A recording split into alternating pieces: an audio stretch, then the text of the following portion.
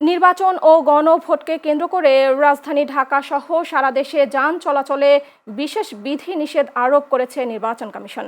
নির্বাচনকালীন আইনশৃঙ্খলা পরিস্থিতি স্বাভাবিক রাখা এবং অবাধ সুষ্ঠু ভোট গ্রহণ নিশ্চিত করতেই এই সিদ্ধান্ত নেওয়া হয়েছে বলে জানিয়েছে সংশ্লিষ্ট কর্তৃপক্ষ।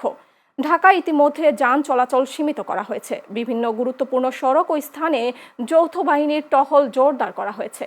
ইসির নির্দেশনা অনুযায়ী আজ রাত 12টা থেকে সারা দেশে ট্যাক্সি, ক্যাব, পিকআপ, মাইক্রোবাস ও ট্রাক চলাচল বন্ধ থাকবে। এই নিষেধাজ্ঞা ভোট গ্রহণের দিন বৃহস্পতিবার মধ্যরাত 12টা পর্যন্ত কার্যকর থাকবে। এছাড়া গত রাত 12টা থেকে মোটরসাইকেল চলাচল সম্পূর্ণভাবে নিষিদ্ধ করা হয়েছে। মোটরসাইকেলের উপর আরোপিত এই নিষেধাজ্ঞা ভোট গ্রহণের পরদিন শুক্রবার মধ্যরাত 12টা পর্যন্ত বহাল থাকবে বলে জানানো হয়েছে। জরুরি সেবা, নির্বাচন সংশ্লিষ্ট যানবাহন ও বিশেষ অনুমতিপ্রাপ্ত যানবাহন এই বিধিনিষেধের আওতার বাইরে থাকবে।